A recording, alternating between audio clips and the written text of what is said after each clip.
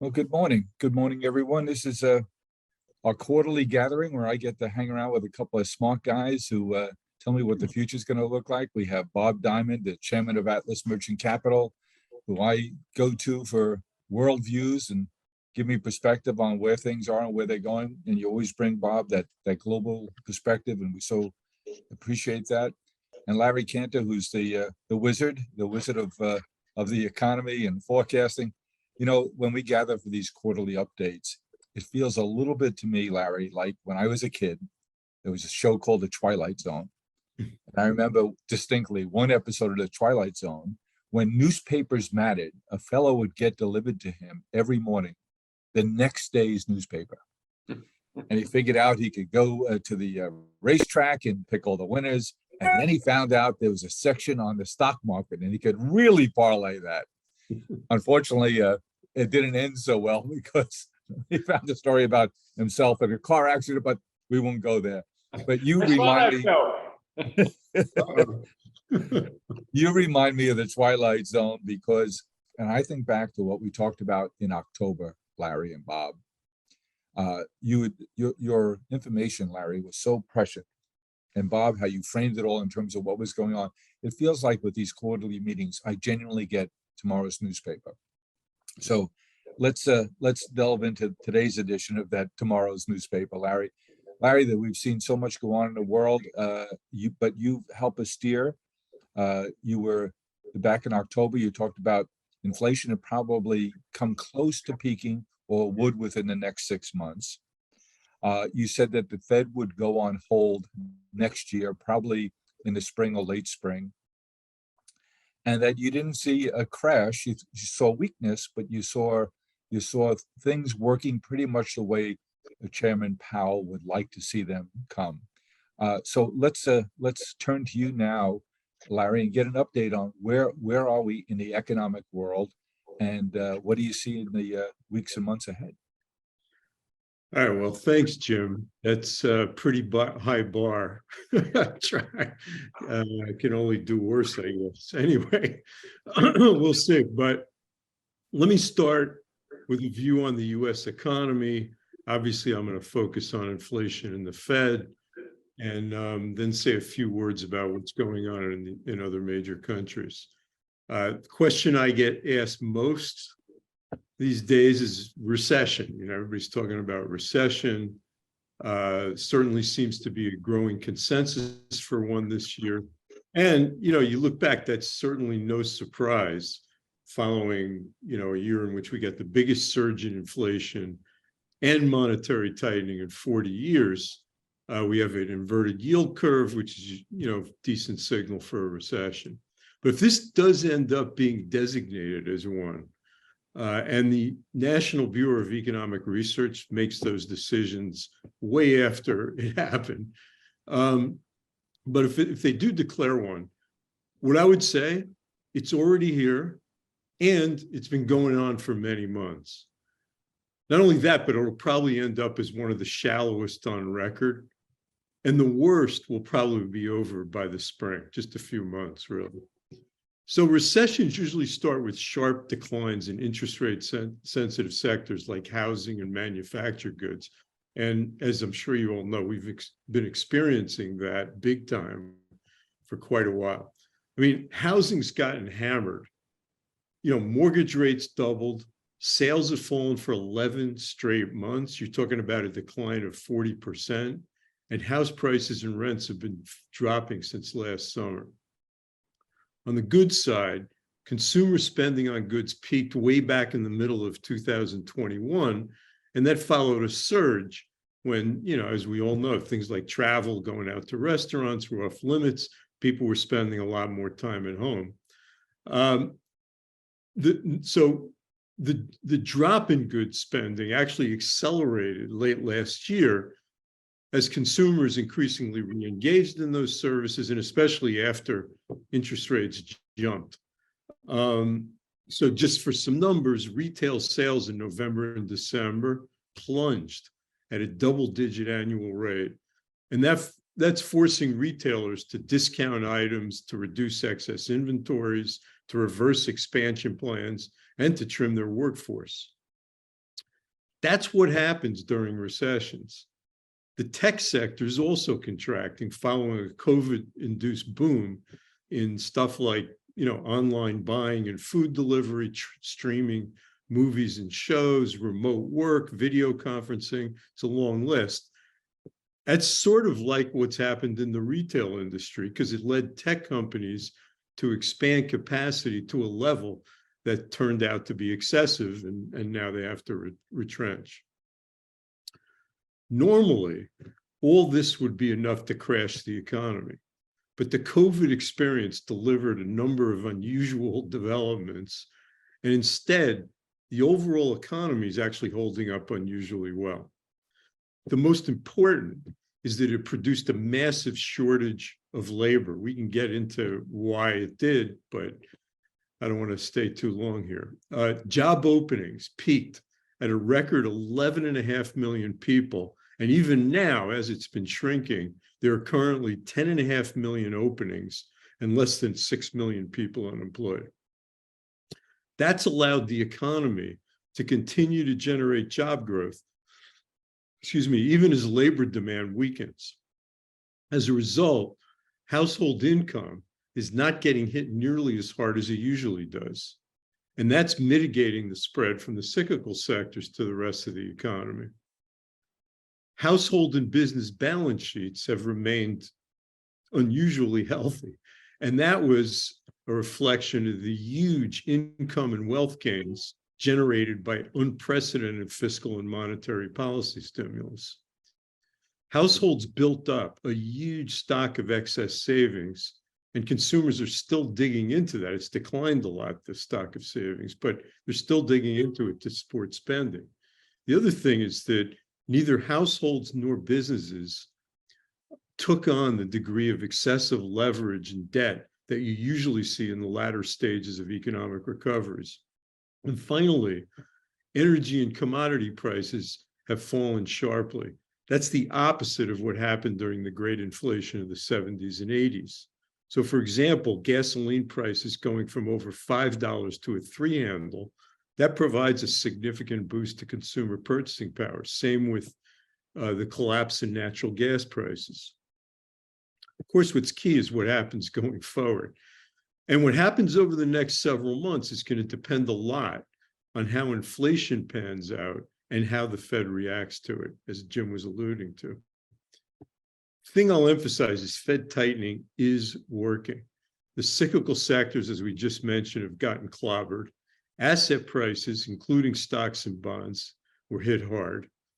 And most important is that inflation is decelerating at a much faster pace than had been expected. And a lot more than headline numbers that you see in the newspapers suggest. You most often hear about year-on-year changes in inflation, but they don't capture how much it's decelerated in recent months. And I'll give you an example. So the overall CPI, which includes food and energy, and is actually what households care about, has moved down from over 9% year on year in June to the latest reading we got, which was December, to 6.5%. And that's an impressive deceleration. But if you look at recent monthly numbers, the last 2 readings, November and December, the total CPI was flat. In other words, there was 0 headline inflation the last couple of months. Now, I wouldn't get overly excited about that because a lot of that price weakness turned out to be due to the very sharp decline in energy prices, and we can't count on that to continue. But looking at the deceleration in core inflation, that excludes food and energy, and that's what the Fed focuses on, that's also been dramatic.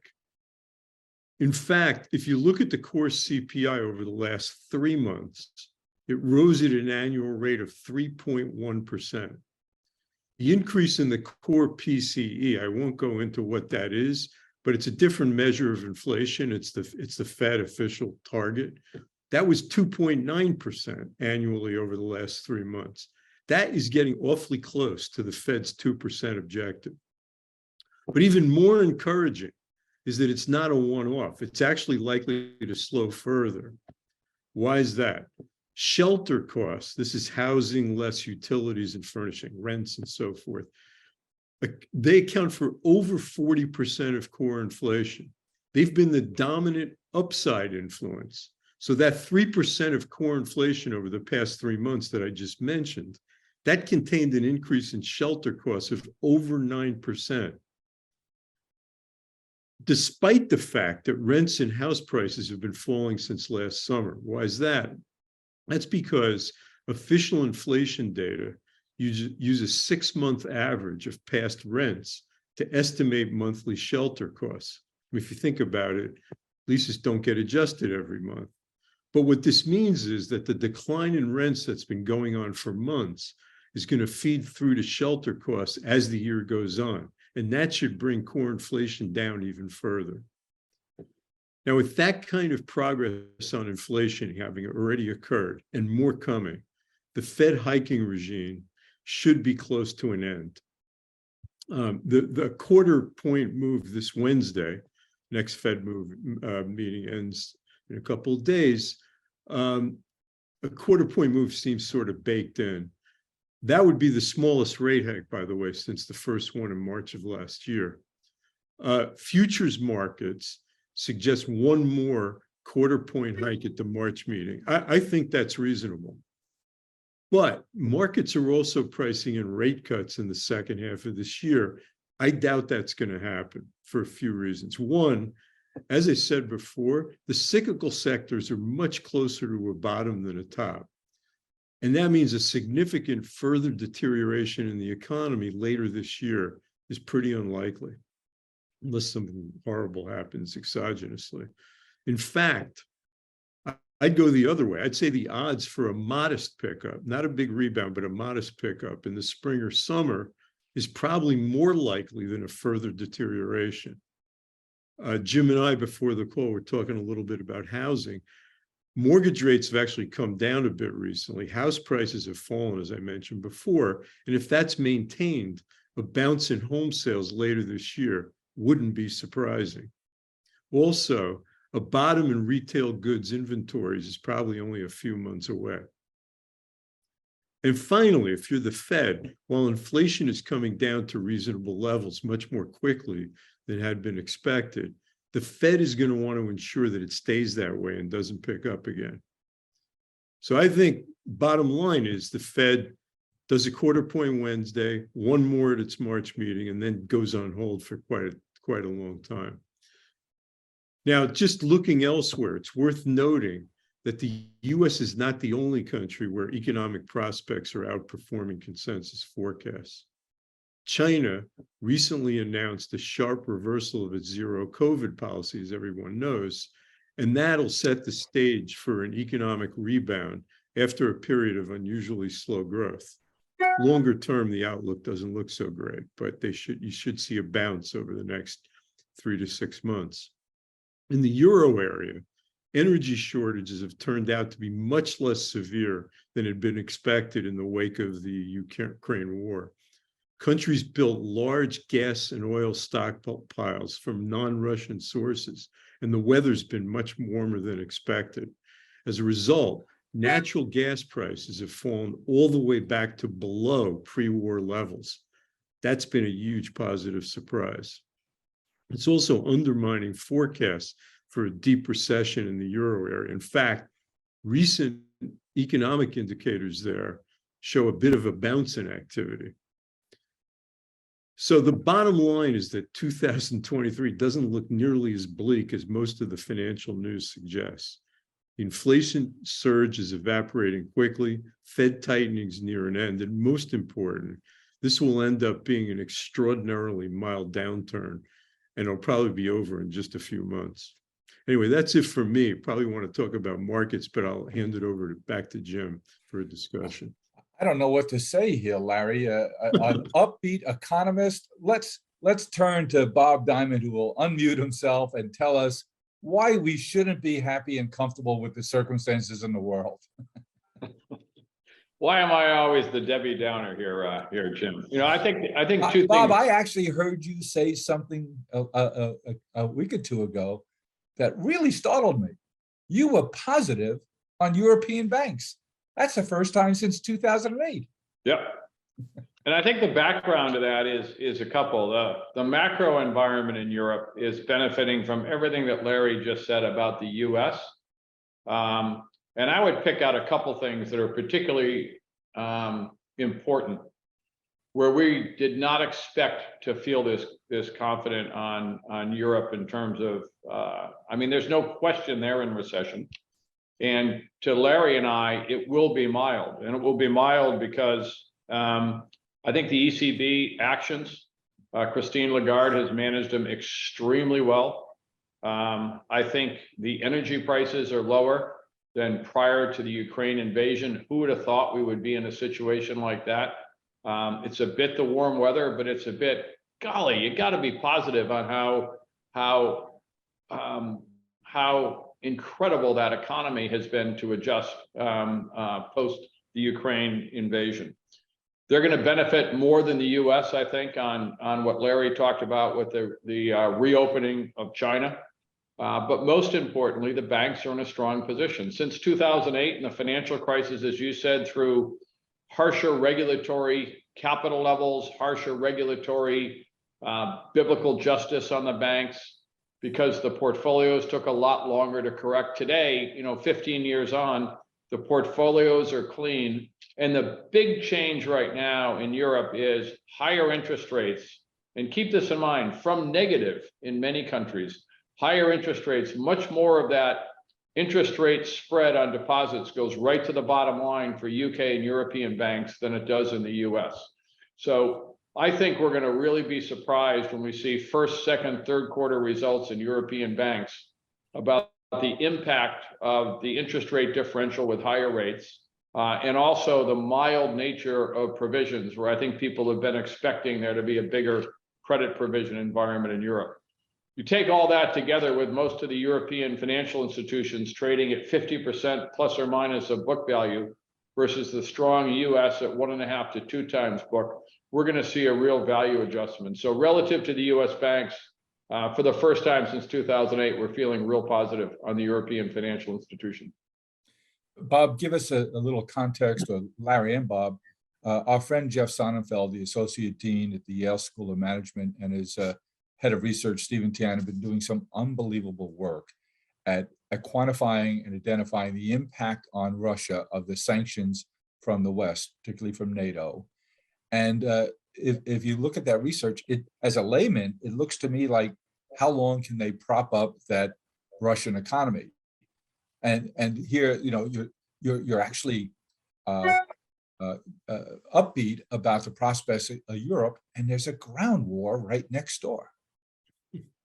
Well, the first thing I'd say is what Jeff and Stephen has done is absolutely remarkable. Anyone who hasn't followed this, please do a little back research. But there are many, many firms in the US, but particularly across Europe, that had no intention of pulling out of Russia after the invasion. They felt their business was too important to them.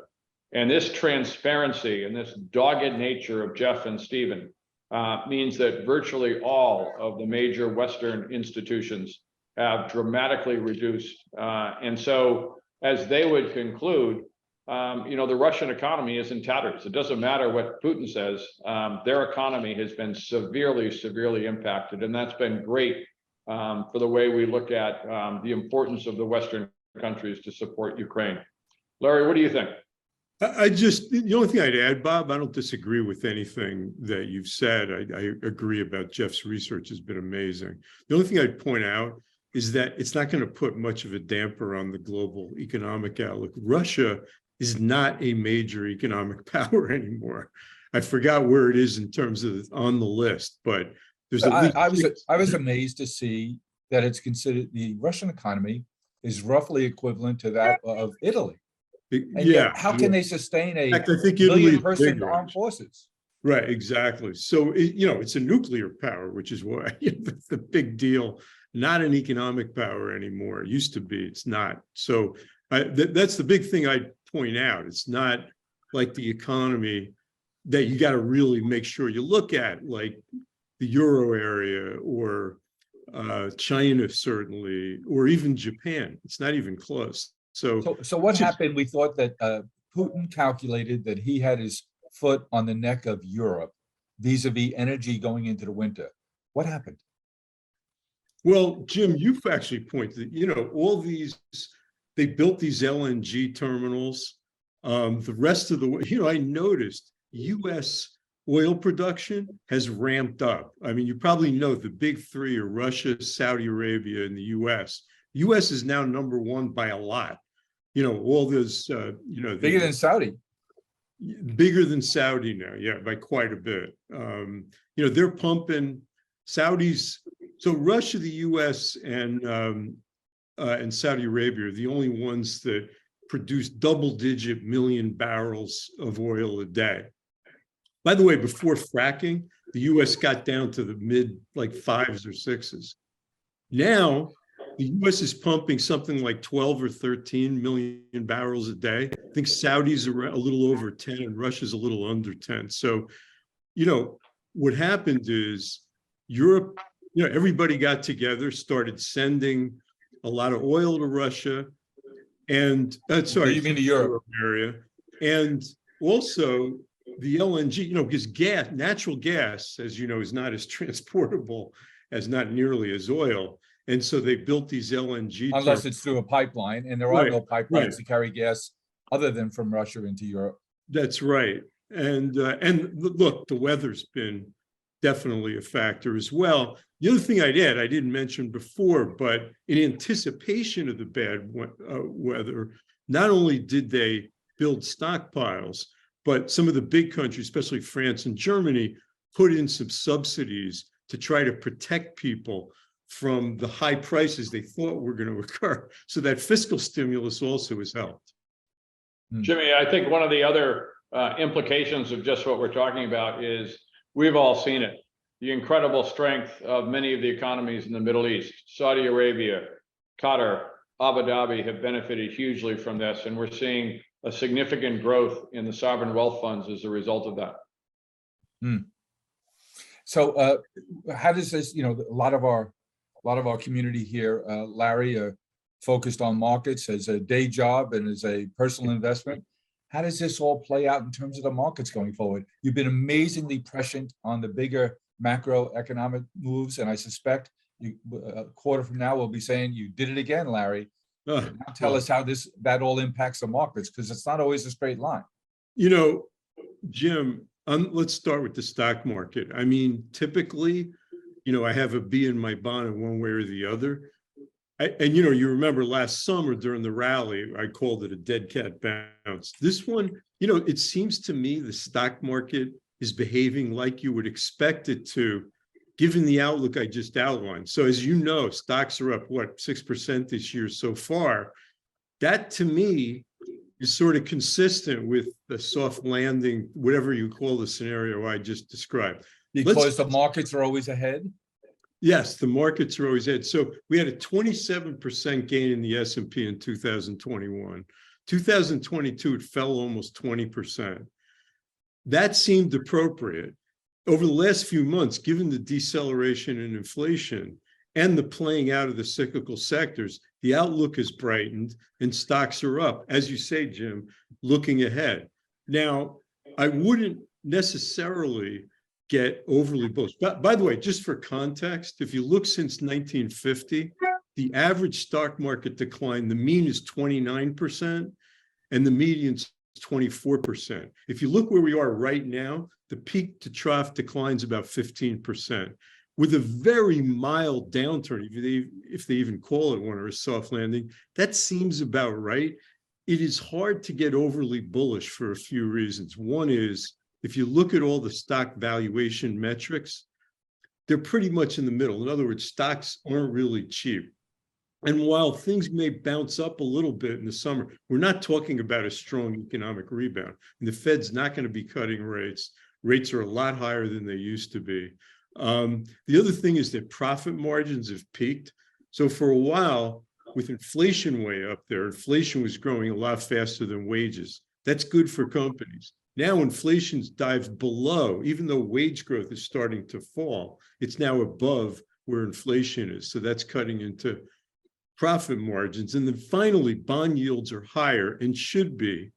than they were pre-pandemic. I'm happy to talk about the bond market, but I'll stop. Let's put it all in one bundle, Bob. The way Larry's painting a picture here, as a layman, it looks to me like if we're coming out where mortgages are going to be between 5 and 7%, you'll see 3.5%, 4% treasury yields, interest rates, cost of capital on the high yield bonds not being 5%, being closer to 8, 9, or 10%.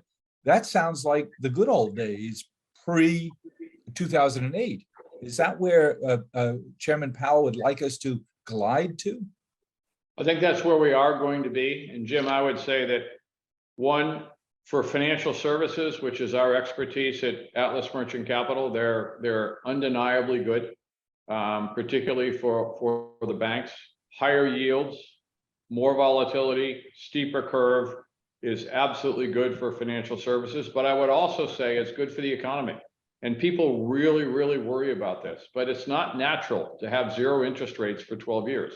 Yes. It's not natural to have negative interest rates in many of the European countries. We are in a better place. Now, 2023. The journey is painful, though. Yeah, as Larry said, we're going to have a challenging economy. The economy has to adjust from zero interest rates for 12 plus years to 4 or 5%. But I think that's worth working on. And I think I was reading research from some of the most highly respected analysts over the weekend. And the market assessment is that the Fed will begin cutting rates in the middle of this year. Zero chance, 223 interest rate cuts by the Fed. I felt that before the recent more positive numbers in the economy, such as the CPI. I feel it even more now. There's zero chance. The bar is very high at the Fed to reverse course. They will stabilize. I think what Larry said is 1 or 2 more 25 basis point increases and then watch for sure. But actually cutting, at best case, it's going to be the summer of 2024. Well, Larry, all we talked about 3 weeks ago was the debt ceiling. Armageddon was coming. Well, it seems to me that deadline passed and I'm hearing crickets. Why? Well, I think I can't imagine. I mean, I've seen crazy things before, so anything can happen, that they're actually going to let this thing go. What does that mean? Let this thing go? We've already passed the debt limit. What happened? Well, no, we passed, that's the deadline where the Treasury doesn't have to use extraordinary measures. We've been through that before.